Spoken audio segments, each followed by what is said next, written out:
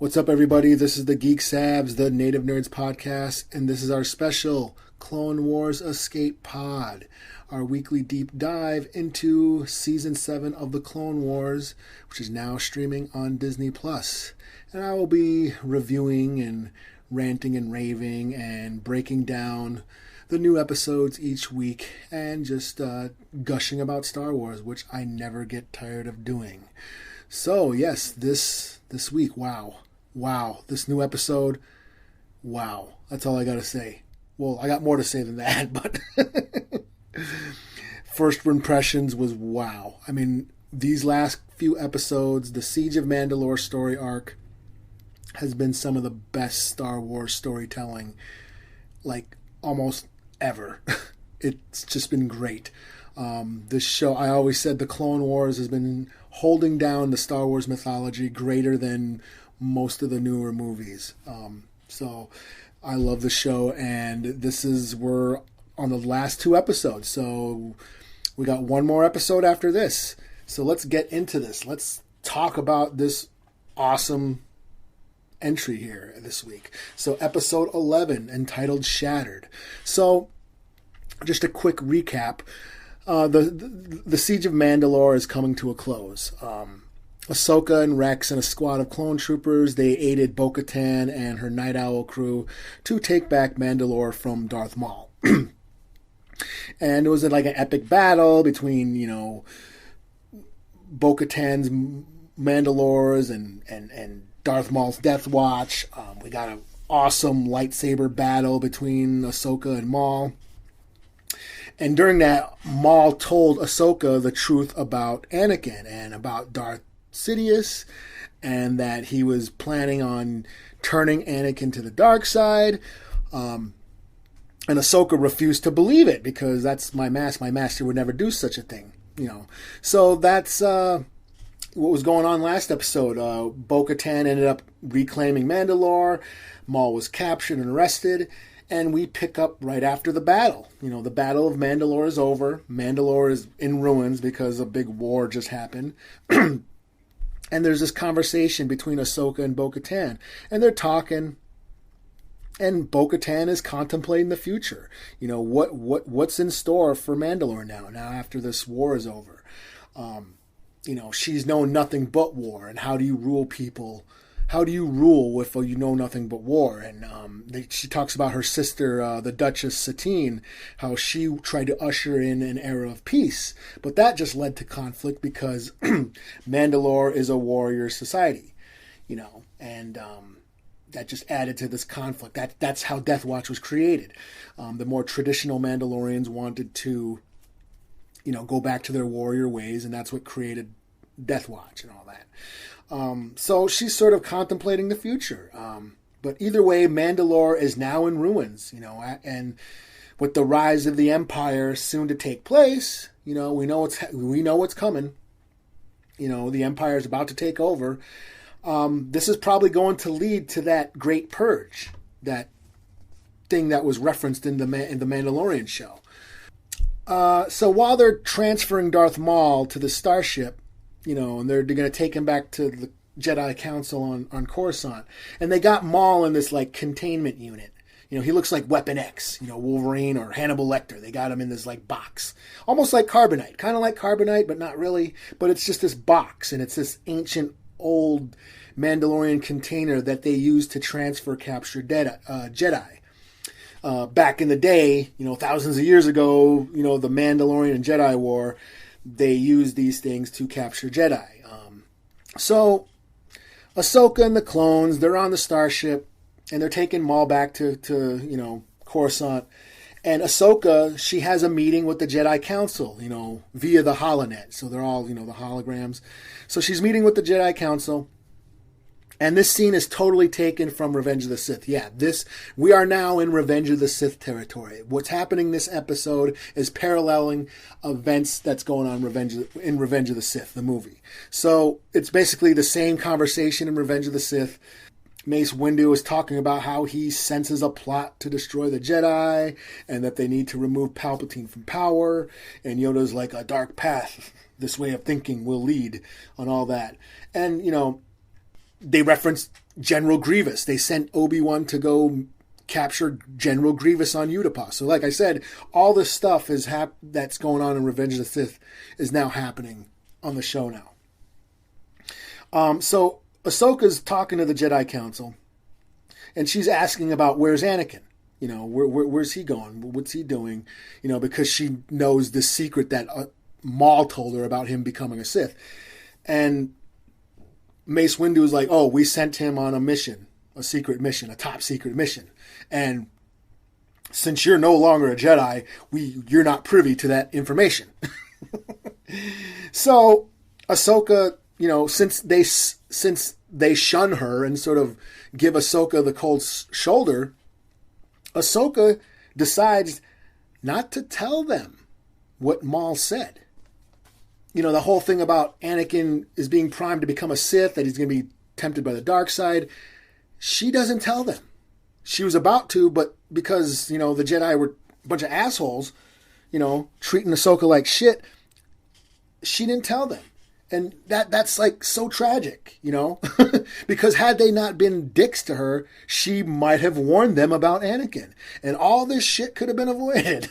But, you know, we've seen that the war has really made the Jedi lose their way and clouded their judgment. And, you know, whole war led to the fall of the Jedi, you know, because this could have all been avoided, you know, had they not been shitty to Ahsoka.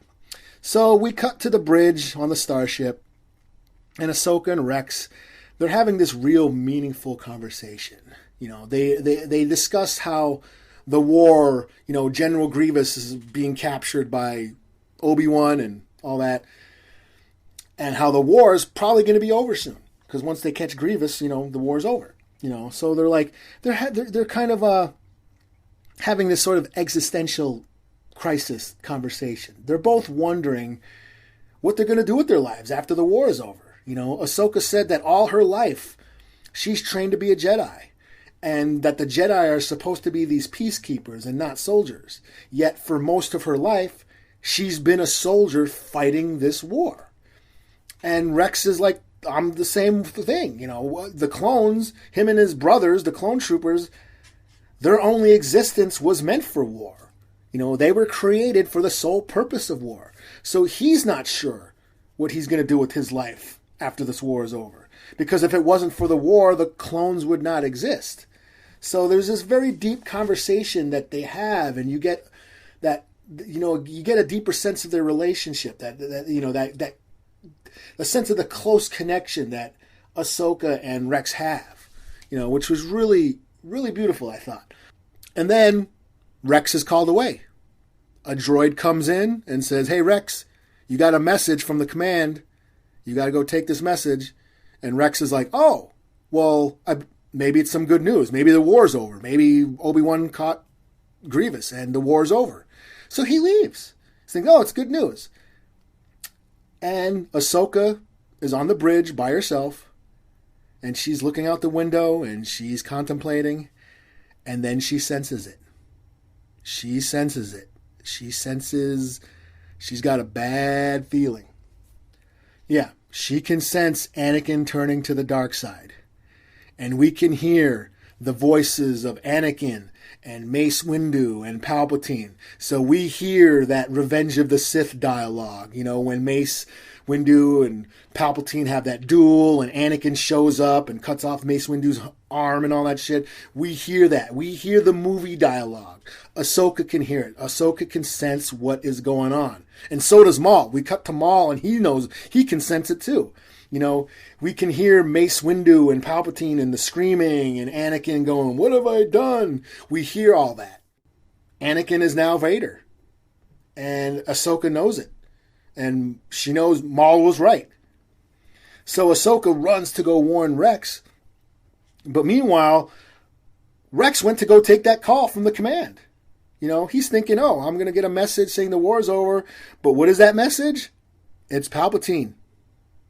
And he's ordering the clones to execute Order 66. Yes. So, Ahsoka finds Rex and some of the clones. And she's like, hey, I sense something's going wrong. Something's up with Anakin. But right away, the clones see Ahsoka, and they start firing at her. That's Order 66. They got to kill all the Jedi. And Ahsoka's, oh shit, and she whips out her lightsabers, and she's fighting all the clones off. And Rex, oh man, this was heartbreaking. He tried so hard to resist. He's trying to resist the order to shoot Ahsoka, and he's trying so hard, but he can't. And then he's like pulls out his guns, but he's struggling, and he's like, find fives. So Fives, the clone trooper Fives, CT 55555 or whatever, they gave him the nickname Fives because that was his number, a bunch of fives. He was a clone trooper earlier in the series whose inhibitor chip in his brain malfunctioned. Yeah, the inhibitor chip that was put in his brain to make him do Order 66 malfunctioned, and it went off early, and he ended up killing a Jedi in an earlier episode. And Rex found out about the chips in all the clones' heads, and he tried to report it and warn the Jedi about it. But the Jedi ignored it and dismissed it as Fives malfunctioned. So now Order 66 has been executed, and all the clones are ordered to kill a Jedi. And Rex knows this, and he knows what's happening now, but he can't help it. He's trying to fight it. He can't resist it. And he just starts shooting at Ahsoka. And even though we know that Ahsoka and Rex live and they end up on Rebels, this was still a bummer to watch. This was just sad to see, especially right after they had that deep, meaningful conversation, and they have this close relationship, and they made this connection. Right after that deep, heartfelt conversation with each other, Rex turns on her, and it was sad, But Ahsoka manages to escape, but now she's got the whole starship of clone troopers trying to kill her. So what does she do? She goes to get Maul. She frees Maul from his prison cell, and then she's like, now don't make me regret this. and Maul gets out of his chains and all that. He gets out of that box, and he's like, wow, my former master is one diabolical motherfucker. Because he knows what's going on. He knew about Order 66, and he's sitting there smiling. And even though he has this deep hatred for Darth Sidious, he still admires what Sidious has done. He's like, damn, Darth Sidious created the clone army and planned to have them turn on the Jedi the whole time. So he had planned this all along. He's like, that is some evil, ruthless, shady-ass, savage shit. Maul is like, damn, that motherfucker's an evil motherfucker. So even Maul admires him, even though he hates him. But Maul ends up joining Ahsoka. He's like, we gotta do something, man. So we get that Ahsoka Maul team up, kinda. Maul just goes on a killing spree. She's murdering clones. But Ahsoka, she actually is trying to save them. So she goes on this investigation. And she's trying to solve the problem. She's trying to save the clones. She's not trying to kill them. So she kind of goes off on her own, and she does, goes to a computer, does some investigation, and finds the files on Fives, on Clone Trooper Fives, and how his inhibitor chip malfunctioned. And in the data, in the file, she sees Rex's testimony. And so Ahsoka knows about how the clones got the chips in their brain, and that they've been pre-programmed to execute the Jedi. So, with the help of some astromech droids, Ahsoka goes and captures Rex and brings him to the medical bay to get the chip out of his head. Now, while that's happening, Maul is just going around murking clone troopers. He's fucking them up. He's just doing shit Vader was doing at the end of Rogue One. He's unarmed. He's got no lightsaber. He's just using the Force choking people, Force throwing everybody, pulling panels off walls and throwing them, decapitating fools with doors. It's fucking sick. Maul is just going on a rampage. It's fucking dope. So meanwhile, Ahsoka, she gets Rex she's in the medical bay with Rex, and she puts him in the MRI thing, the scanner, but they can't find the chip. So Ahsoka has to use the Force to find the chip in his brain. And while that's happening, clone troopers are outside the medical doors and they're trying to get inside, you know. And they eventually get in and start firing at Ahsoka. And she's defending them with the lightsabers, you know, deflecting the blaster fire, you know, as best as she can, but she's outnumbered and she's cornered. She's in this little tiny laboratory and they're just, you know, bottlenecking her in there, you know. So she can't hold us up. But then Rex grabs his gun and takes out the troopers, you know. So Rex got his chip out, and he's all good now. So, but then he tells Ahsoka about Order 66, and that right now, as they speak, all the clones are executing the Jedi. And then it ends. The episode ends, cut to black. And I was like, oh no.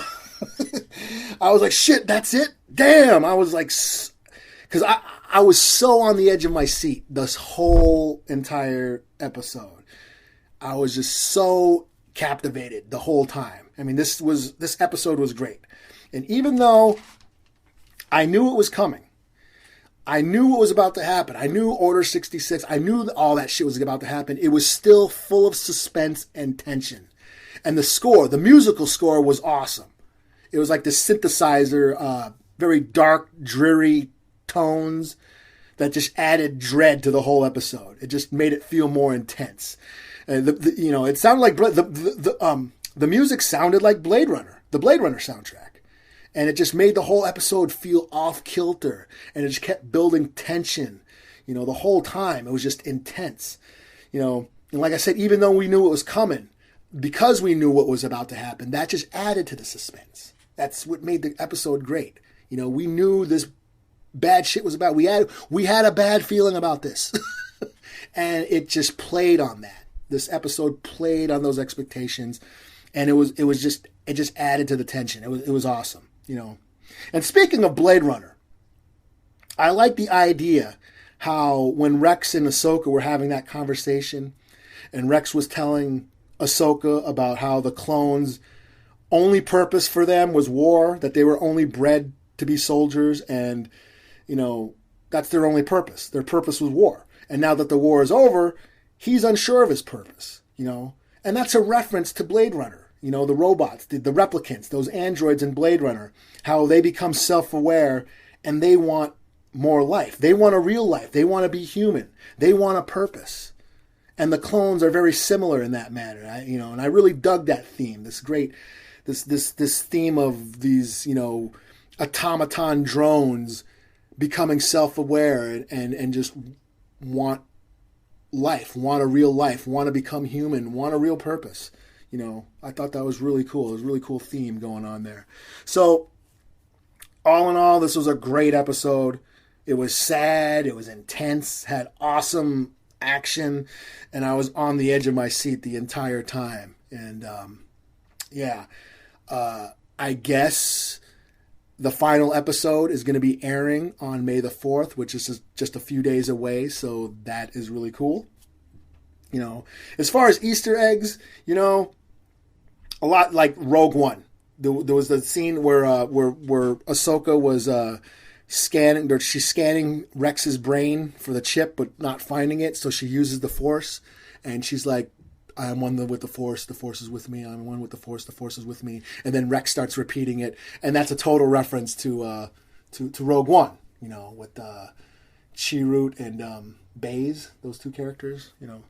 And of course, all the Revenge of the Sith references, all those scenes of dialogue and, you know, those references. Like I said, this episode is taking place at the same time as the events of Revenge of the Sith. So we got to see all those references. So like I said, next up, and of course Fives, all that, you know, I think it's season 5 or 6 where Fives die. Yeah, Fives, like I said, CT-555, Clone Trooper 555. They named him Fives for short. Like I said, that was his number. His chip malfunctions and the Order 66 goes off early in his brain. And he ends up shooting a Jedi in that episode. And that, you know, it's a story arc where Rex is trying to defend him and find out why he lost it, you know, and they just chalk it up as, the clone malfunctioned. And, left it at that. But Rex always knew there's something else going on here. He always suspected something was not right, and that this chip in his brain was going to lead to something bad. So Rex always had a feeling, So go watch that story arc. That was really good, But as far as like the next episode, I mean, like I said, this is we got one more, the series finale coming up next. And are we gonna see the fall of the Jedi Temple? Are we gonna see Anakin turn into Vader? Maybe. Like I said, this show is really going in depth emotionally than the movies ever did. I'm getting more dramatic weight from this show than the prequels ever did. I always felt Revenge of the Sith just glossed over everything just quickly. Anakin turns to the dark side so we can get to the next movies. It was all, they always told us how it happened, but they never really showed us why. That's what the prequels did. They told us but didn't show us. That was my big beef with the prequels. Anakin turns to the dark side because this had happened. Because this leads to this, and A equals this, and X equals that. That's how Anakin turns to the dark side. It's all a mathematical equation. That's all the prequels were. It was a formula. They followed a mathematical formula. And that's why I never got into it emotionally, because you didn't get a sense of any of that emotional motivation of the characters, because drama is based on emotional motivation. It's not about mathematics or arithmetic.